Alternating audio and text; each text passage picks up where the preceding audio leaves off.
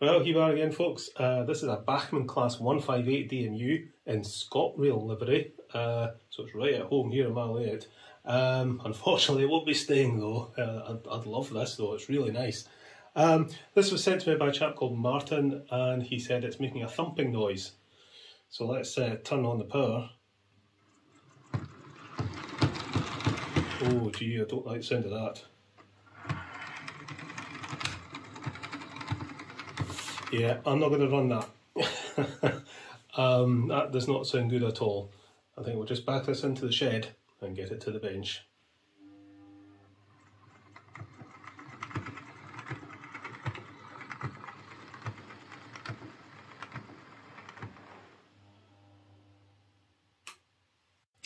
Okay, let's see if we can see what's causing the thumping. I suspect the gears, to be honest, from the sound of it, and that's why I didn't run it any more in the layout than I did. Yeah, I really like this. You know, I like my DMUs, and I've been after a DMU in some kind of Scotrail livery for a while, but they're quite hard to come by and quite pricey. But yeah, I'd quite like to get one of these, I have to admit. So, how do we get into this? We've got screws front and back. So we shall undo those.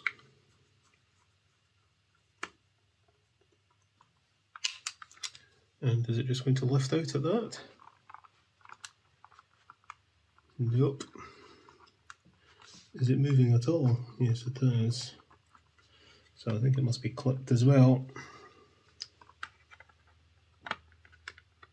Alright, okay. I think we'll do the cocktail stick trick here again.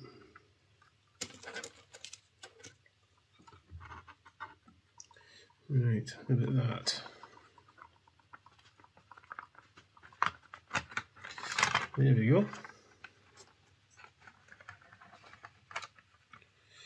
We've got wires attached at this end. That'll be for the lights. Oh my, right, okay. Let me just detach this, and then we can get that out the road.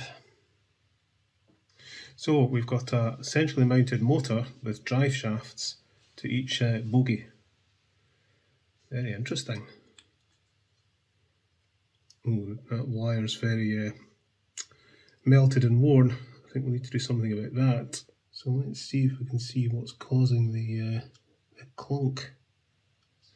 Turning that, and that worm gear isn't turning. Turns in that direction. I think there's all sorts of problems here. Hang on a minute.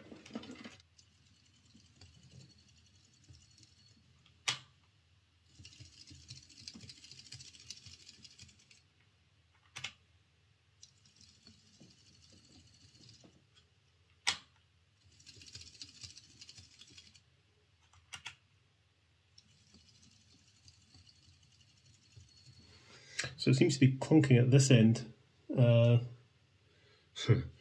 is kind of typical underneath this circuit board. The gear on this axle is split, so that's not going to help matters. I don't know if that's the problem or not, but it's certainly split. And I don't like the mesh between the gear between the worm gear and the drive gear on the axle. You know, where this middle gear hits the axle gear, I don't like the way it's sitting. But again, I don't know if that's the problem. And there's another gear there. Yes. Fortunately, it's just very lightly glued on. Okay, and now we can get into that screw.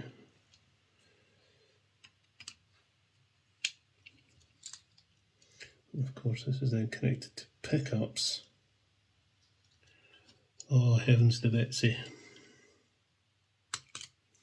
Does that come off and clips there? That's what we want to do. So there's all the gears. There's another gear in that drive wheel. So that's split. I don't know if you can see. I mean, what I was hoping to see was, you know, just a foreign body or something in there, just causing it to clunk, but I'm not seeing anything. So ideally, I want to replace these gears. So we'll have a look. If I can't see anything online, I'll get in touch with Bachmann and see if there's any replacements available.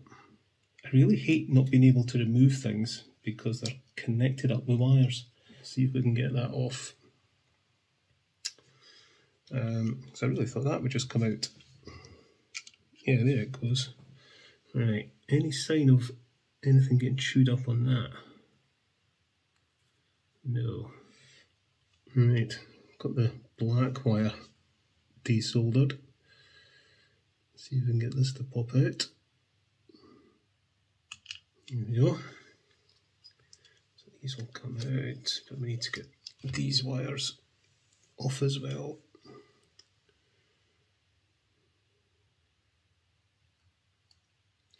So that one. That one. Oh, there we go.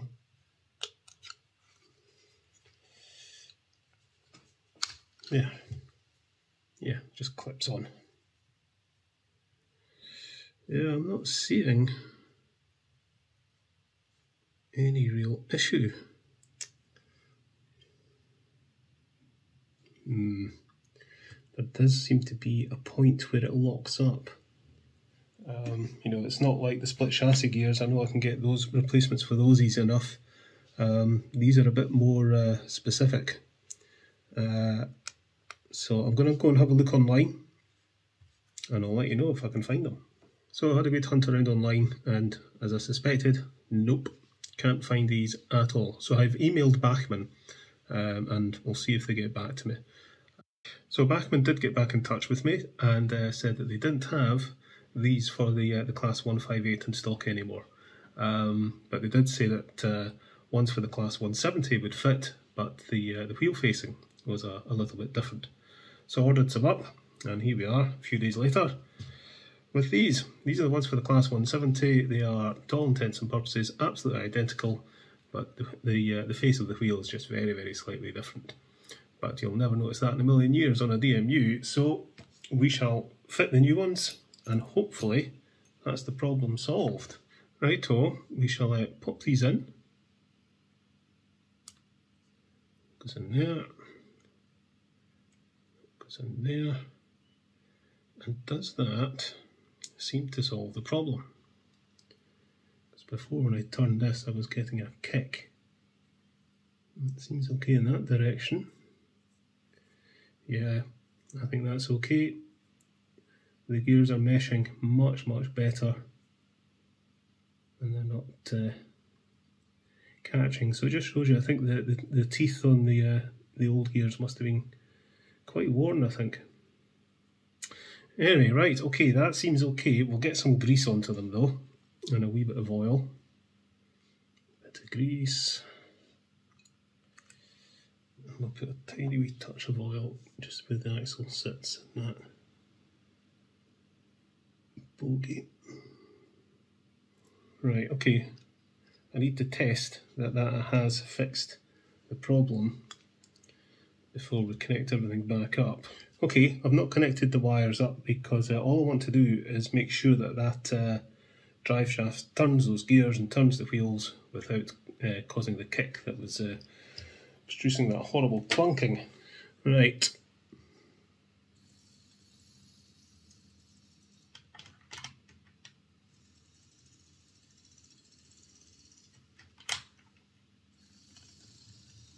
Yep. Yep. I think that's it. There ain't no clunking there. Right, okay. We'll swap the gears in the other bogie as well, and we'll get this all soldered back up and back together. So it looks like that's what the problem was, just those split gears on these axles. Causes a little bit of distortion in the gear, and I think also they've just been a bit worn, and once they start to slip, they're just going to wear down very quickly, and you're not going to get a good mesh between, you know, the drive gears and the gears in the bogie. So with those replaced, it seems to run okay. Right, we will get this all connected back up. To refit the screws on the top of there. Right, try and get these wires fed back through up there. Black wire in. It's that way. Try and get this red wire in. Like so. Pull them up through. Right.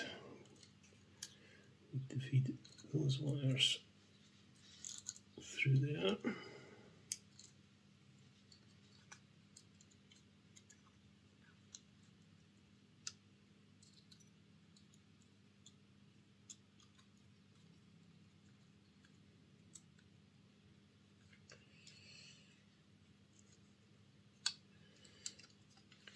Just put some fresh molly grease on the ends of this drive shaft because I've had it out and in a few times.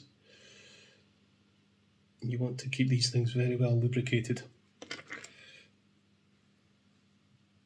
Right, okay.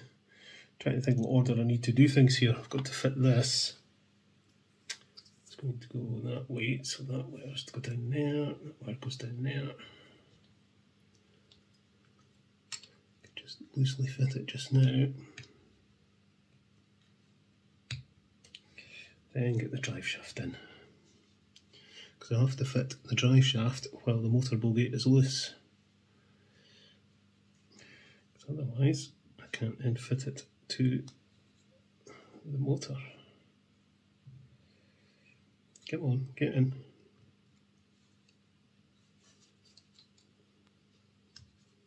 That's it. Push that down now. That'll get soldered to there, and that'll get soldered to there. I can get this little screw back in. And then we've got to refit this thing. So when I desoldered the wires and pulled them through, the solders just closed up the hole again. So I could either melt this solder away. That could get messy actually. So what I'm going to do is I'm going to drill these little holes out through the solder using an Archimedes drill.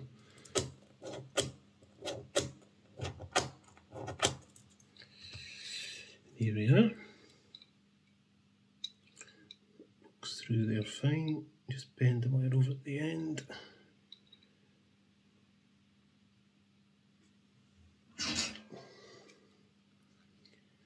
Can I just melt that solder?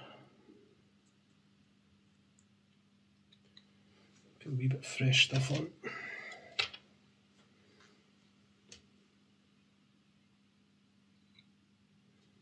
There we go.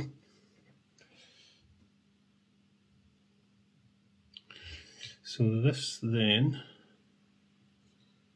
goes on like that, I believe.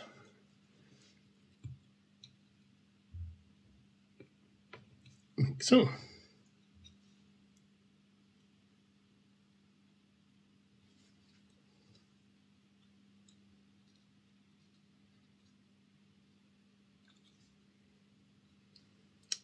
And that, I think, is that. So I need to connect this up, and I remember that this goes black to red and red to black.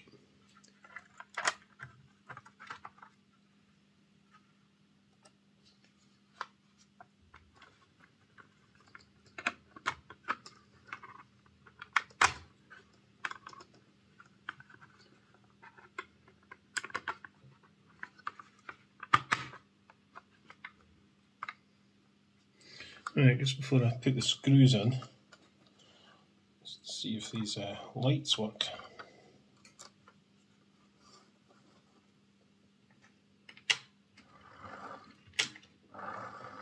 So the lights are working. We'll get these last two screws in, and then we're done. Right, okay, hopefully that's this class 158 sorted. Problem was just split axles. let's go and stick it in the lathe and see how it goes with its dummy car. Okay, as you can see, it doesn't quite fit in my engine shed, but let's pull it out anyway.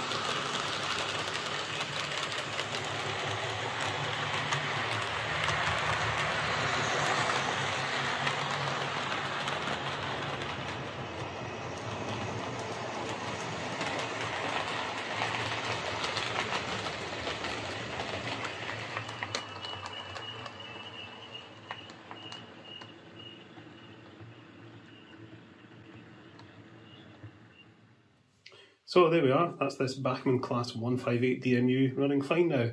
As I suspected from the noise it was making, it was a gear problem, but I was kind of suspecting something a bit more drastic, to be honest, than just the split axles.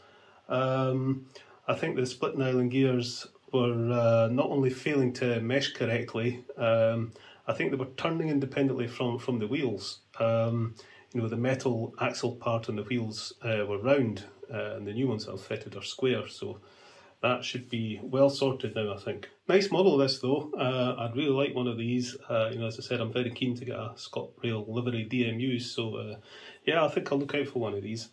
Anyway, we'll get this back to Martin and we'll catch you later, folks.